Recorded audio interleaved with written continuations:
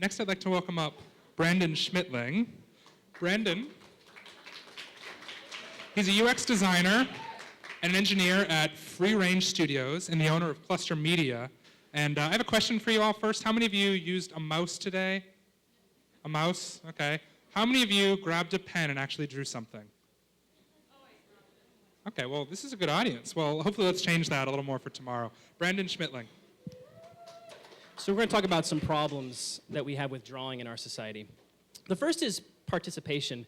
Lawrence Lessig in its book Remix said, our culture is told, here's something, buy it, while other cultures are told, here's something, make something with it. We're not only consumers, and we need to remember that we share, borrow, build, and improve, and we need to get better at those things. Social pressures. You know, we are constantly under social pressure because there's a negative association with artists. We say art is genetic, that you need training, that it's unnecessary, but that's simply not true.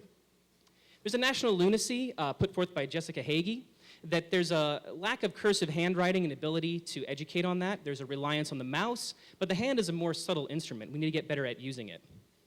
There's also a lot of personal pressures. You know, we judge ourselves and then we stop trying.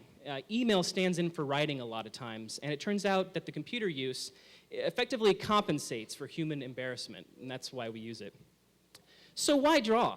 Well, there's a lot of reasons. The first is that it puts you ahead of the curve. You know, we're all makers and creators, and we need to know that about 5% of the world is on the internet right now, less than 10%. But in the next 10 years, more are going to come online, and that's going to mean more competition, so you need to be ready with your artistic skills. Because the brain thinks in pictures. You know, this idea of right and left brain being apart is kind of, you know, on its way out. Look up Dan Rome and blah, blah, blah. He talks about this new thinking that's emerging, but it's not accepted by society because it's messy.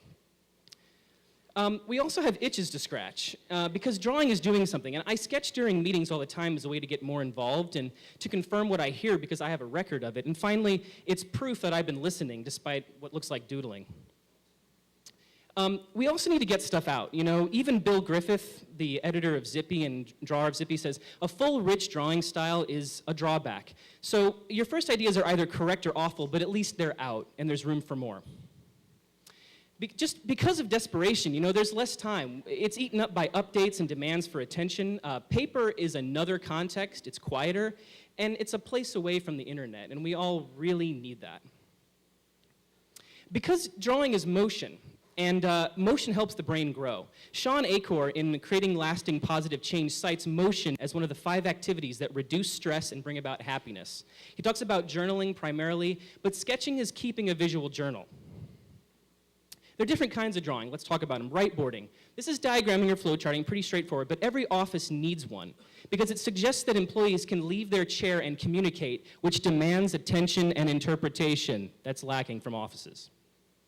There's mind mapping, which is a visual image of a conversation. These can be created by experts or amateurs, and you may end up recalling a meeting more if you remember the rainbow of possibilities or the general direction of the conversation. There's gesture, freeform, and rapid sketching, okay, but the point is to see with all of these, to look and respond, because seeing is the first act of focusing the brain. It's a way of negating the other senses and sharpening your edge, which brings me to this concept of flow, which is a mental state in which a person is fully immersed and feeling focused energy. It's crucial for good work. Drawing can provide some, if not all, of these conditions, like concentration, loss of self-consciousness, and sense of personal control over a situation. Let's talk about some resources. So there's metal stencils and paper templates. You can make your own. You can get browser sketchpads for more web-centric projects. You can get whiteboards of all sizes, and don't forget day planner pages. Those are excellent. You can also develop your own shorthand or icons for metaphors. So you need to relearn these metaphors. They are everywhere and they work, but we're too lazy to use them. I've developed shorthand for people, time, success, idea, picture, these kinds of things. Definitely get a sketchbook. I've graduated from small to large sketchbooks over the years, and I've gotten over my fear and weirdness of having one. Because unlike diaries, sketchbooks would make way less sense to anyone else because they're so chaotic and they're unordered, so don't worry about it. Finally, by owning a sketchbook, you've owned this club. You're a member of it with Ray Eames, Da Vinci, Harley Earl, and Mary Cassatt. And you're creating source material, even if you don't know about it, that you can use later. So what are some things that you need? You're gonna need a good pen, you're gonna need like some Sharpies. I like more technical pens, but you're gonna also wanna protect your notebook. I have a waterproof bag and sometimes I put it in this. That's what I use. And the last thing I wanna say is that, perfect ain't the point. Improved thinking is. So we can release ourselves and other people from this fear of drawing by simply saying, you and I are not making art, we're simply getting ideas across.